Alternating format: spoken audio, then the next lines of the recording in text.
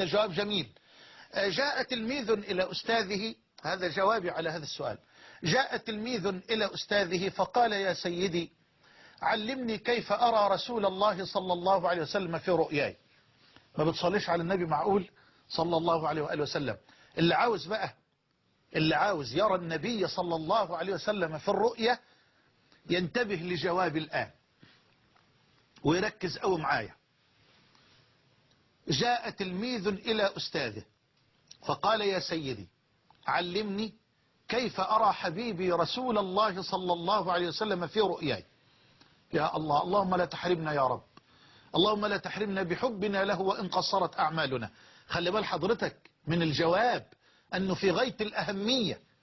فقال له أستاذه: تريد أن ترى النبي صلى الله عليه وسلم في رؤياك؟ قال: نعم يا سيدي.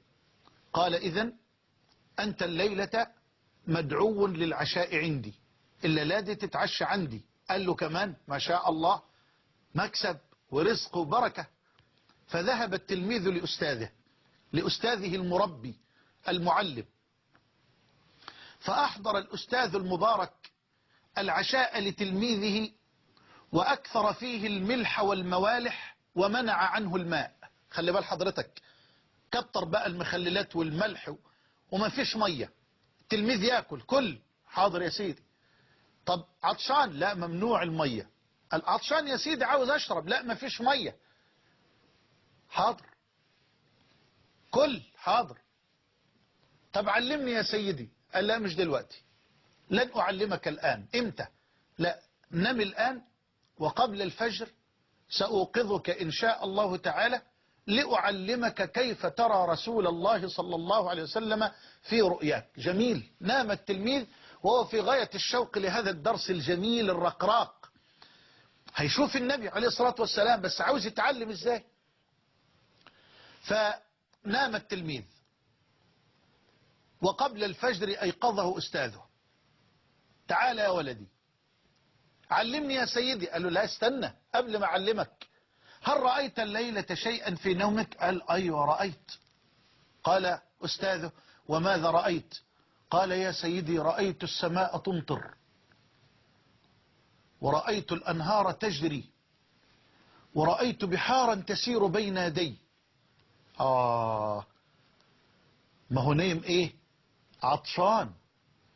والجعان بيحلم بسوق العيش. بلاش بسوق دي، ربنا يكفينا ويكون شر السوق.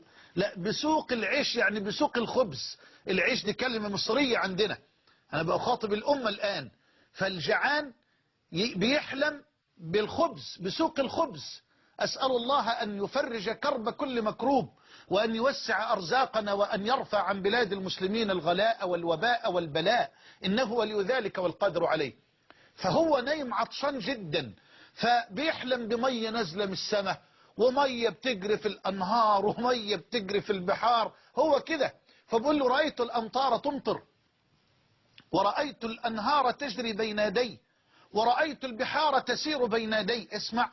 فقال له أستاذه المربي: نعم يا بني، صدقت، صدقت، وصدقت نيتك. الله، وصدقت نيتك، فصدقت رؤيتك، ولو صدقت محبتك لرأيت رسول الله صلى الله عليه وسلم. الله يسامحك يا شيخ محمد، هو ده الجواب. هو ده الجواب. ولو صدقت محبتك لرأيت رسول الله.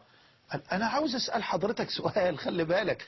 أنت متصور، أنا سمعت هذه الكلمات حقيقة من أخ فاضل، أسأل الله أن يكرمه وأن يبارك فيه.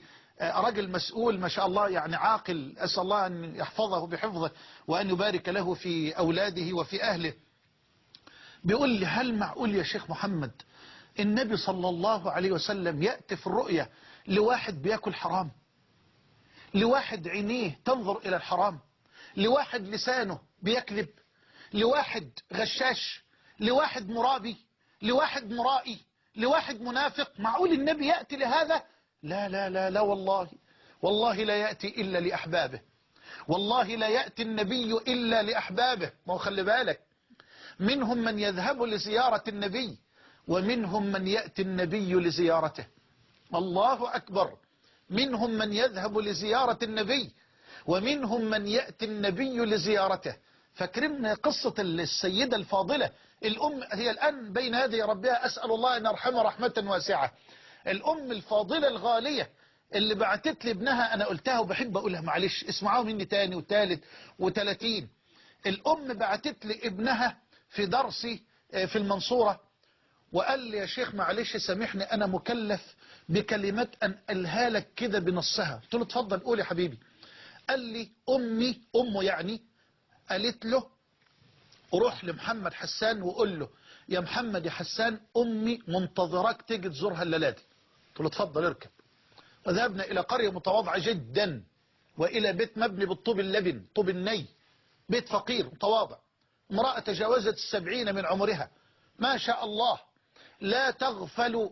هقول لحضرتك مش دقيقة لا ثانية، لا يعني بقى خد كمان كلام الدكتور أحمد زويل فهمت ثانية، والله لا تغفل أبدا عن الصلاة على رسول الله صلى الله عليه وسلم. لا تغفل عن الصلاة على النبي أبدا. تنظر إليك وترحب بك ثم تدخل في الصلاة على رسول الله وتغيب في الصلاة على رسول الله وهكذا.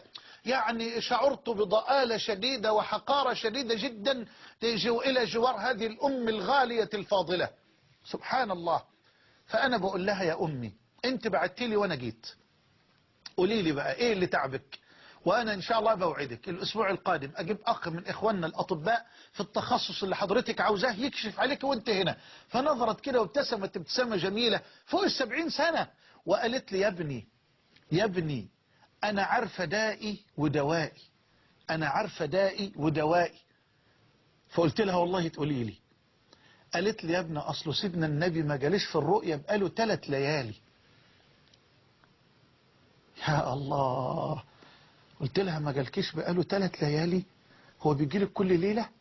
قالت والله لو فات ليلة ما شفته أمرض، فأنا بقالي 3 ليالي مريضة ما شفتش النبي صلى الله عليه وآله وسلم. انت بقالك كم سنة ما شفتوش، وانت بقالك كم سنة ما شفتيش النبي عليه الصلاة والسلام. القضية يا اخوانا احنا بكاشين كبار، معلش سامحونا، احنا بكاشين كبار. يقول لك احنا بتوع النبي يا جدع، واحنا حبايب النبي واللي يحب النبي ذوق. هي عربية ترمس مش عربية لب، ده محبة صادقة. والذي يعلم الصادق من الكاذب وهو الملك الذي يعلم خائنة الأعين وما تخفي الصدور. ده المحبة ده موضوع كبير، ده المحبة دي شطر العبودية، ده حب وذل، كمال الحب مع كمال الذل. هذه عبودية. ومحبتنا لرسول الله إنما هي محبة تابعة لمحبتنا لربنا جل وعلا. فالمحبة ده موضوع كبير. انت متصور اما قلت لحضرتك صدقت نيتك فصدقت رؤيتك ولو صدقت محبتك لرأيت رسول الله، متصور ان دي كلمة سهلة؟ طب بس حقق انت المحبة، حققي انت المحبة يا اختاه ويا اماه وورب الكعبة ستسعدين بالنظر إلى وجه الحبيب رسول الله. فهو القائل من رآني في المنام فقد رآني حقا فإن الشيطان لا يتمثل بي. اسمع الرواية تاني، من رآني في المنام. يا سلام، نعمة والله من أعظم النعم ومن أجل النعم. من رآني في المنام فقد رآني حقا فإن الشيطان لا يتمثل بي. صلى الله وسلم وبارك على الحبيب. عرفت الجواب وعرفت أنت والد الفاضل وأخي الغالي وابن الحبيب. هل عرفتم الجواب؟ كيف نرى حبيب الله وسيدنا رسول الله صلى الله عليه وسلم؟ الاتباع والمحبة. كلمتين وعشان ما تنساش وما كترش عليك. الاتباع والمحبة. والاتباع ثمرة المحبة، الاتباع ثمرة الحب. من يدعي حب النبي ولم يفد من هديه فسفاهة وهراء.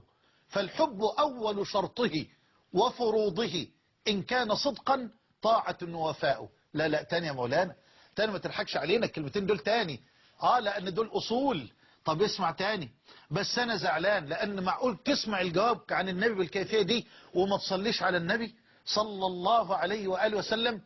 قال المحب الصادق من يدعي حب النبي ولم يفد من هديه فسفاهة وهراء. فالحب أول شرطه وفروضه إن كان صدقا طاعة ووفاء. صلى الله على حبيب قلبي صلى الله على حبيب قلبي، صلى الله على حبيب قلبي وروحي رسول الله. اللهم لا تحرمنا من رؤيته في دنيانا، ولا تحرمنا من صحبته في أخرانا، ولا تحرمنا صحبته في الفردوس الأعلى بحبنا له وإن قصرت أعمالنا يا أرحم الراحمين. روى البخاري ومسلم من حديث أنس أن رجلا أتى النبي صلى الله عليه وآله وسلم فقال: يا رسول الله، متى الساعة؟ فقال الحبيب: وماذا أعددت لها؟ أنت عملت إيه للساعة؟ قال: ما أعددت لها كثير عمل إلا أني أحب الله ورسوله. الله أكبر. والله يا رسول الله ما فيش عمل كثير يعني، والله ما أعددت لها كثير عمل غير أني أحب الله ورسوله. فقال الحبيب: المرء مع من أحب. مش بقول لحضرتك المحبة مش